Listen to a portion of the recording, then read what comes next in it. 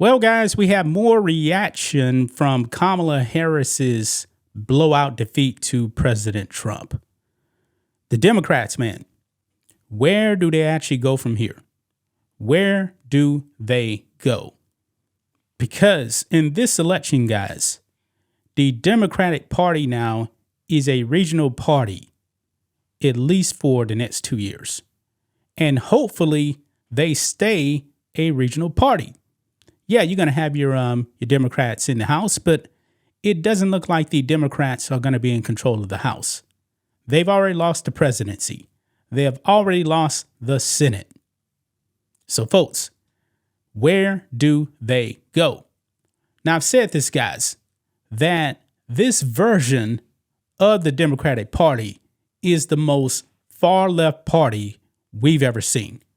This is not the 1990s Blue Dog Democrats.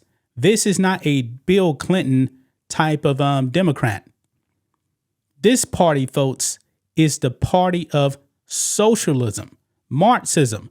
The progressives, man, have run the Democratic Party into the ground on a national level. Now, of course, like in AOC's district, man, those people are voting for communism no matter what. But the American people, man, have rejected Marxism on the national level. Kamala Harris, guys, is there any way in the 1990s this woman would actually be the nominee for any party? No, absolutely not. But Kamala Harris is a far leftist, man, a Marxist. And we knew that. Even though the media actually tried to go out there and say, oh, no, she's a moderate. No, she wasn't. Her voting record shows she is a far leftist. Her record as Joe Biden's number 2 shows you she's a far leftist. Folks, she was a disaster. But now the Democrats actually have to pick up the pieces and move forward. They're going to have to try and win the Senate and the House in 2026. Also, they're going to have to get ready for the presidency in 2028. So, guys, we have a clip here of a Democratic Party strategist who is dropping a truth bomb on the Democrats. Folks, how in the world are they actually ever going to win again? Now, I hope that they never win again. I believe in America first. I really do.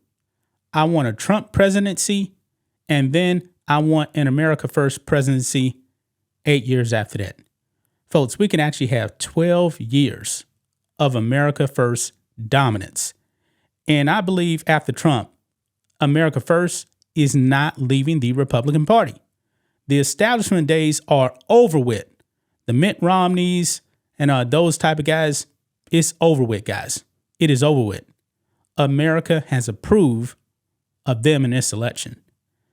But let's go ahead and get into this clip, guys, because Democrats, man, for the longest time now, they have been pushing wokeness, pronouns and bio, alphabet mafia stuff.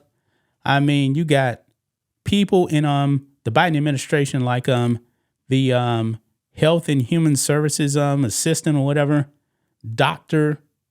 Rachel Levine, born Richard, got that job strictly because of identity politics. Sam Brinton, he was like a nuclear guy or something, likes to walk around in dresses and go around the airports and stealing people's stuff. Yeah, that's it.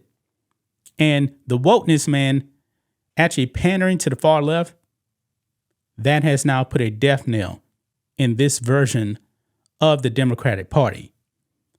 Are they actually going to go further to the right than being on the far left? It may be a risk because their base is, guess what? The far left. But let's go ahead and listen into this clip, guys. Let's go ahead and roll it.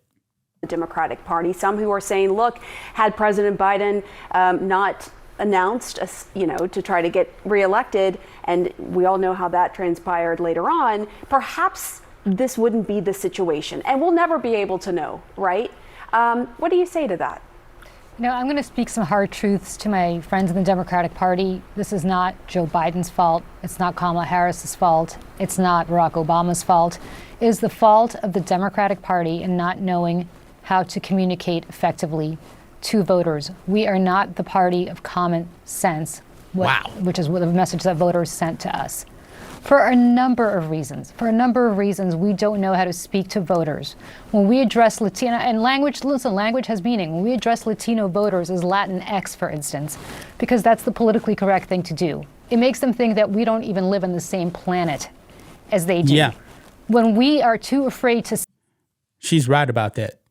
The Latino community does not like being called Latinx, Latinx.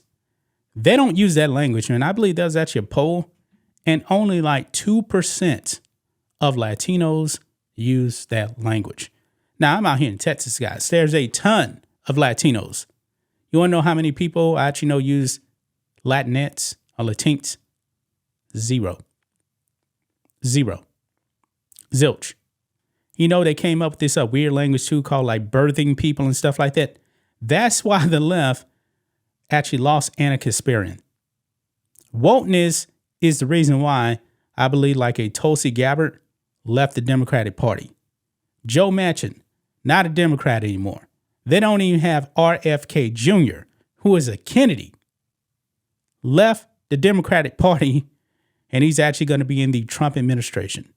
So say that, hey, college kids, if you're trashing a campus at Columbia University because you're unhappy about some sort of policy and you're taking over a university and you're trashing it and preventing other students from learning, that is unacceptable. But we're so worried about alienating one or another cohort in our coalition that we don't know what to say when normal people look at that and say, wait a second, I send my kids to college so they can learn, not so that they can burn buildings and trash lawns, right? And so on and so forth. When we put pronouns after names and say she, her, as opposed to saying, you know what, if I call you by the wrong pronoun, call me out, I'm sorry, I won't do it again. But stop with the virtue signaling. Oh, man, she's right. She is right. I don't know this woman. Her name is Julie Roginski, I believe that's her name. I mean, when I was growing up, man, Democrats didn't do any of this stuff. I mean, when did this pronouns at the end of name start and pronouns bio start? About 4 years ago. And you know what? She says she's not going to blame Obama. I'm going to blame Obama because second term Obama is when he started pushing the transgender stuff. Gay marriage, also second term. Remember, first term Obama, he said that, actually, even before he got elected, that marriage was between a man and a woman. Joe Biden was on record on, I believe it was CNN, saying neither Barack or I believe in gay marriage. He said that marriage is between a man and a woman. But Barack Hussein Obama is the reason why the Democrats have went so far left. Just a fact. And just speak to people like they're normal. There's nothing I'm going to say to Michael that I'm not going to say to you, that I'm not going to say to somebody else. I speak the same language to everybody. But that's not what Democrats do. We constantly try to parse out different ways of speaking to different cohorts because our focus groups or our polling shows that so-and-so appeals to such and such. That's not how normal people think. It's not common sense. And we need to start being the party of common sense again. Joe Biden is not responsible for that. Neither is Kamala Harris. It is a problem that Democrats have had for years. I've been banging the drum on this for, I don't know how, probably 10 years, if not longer on this.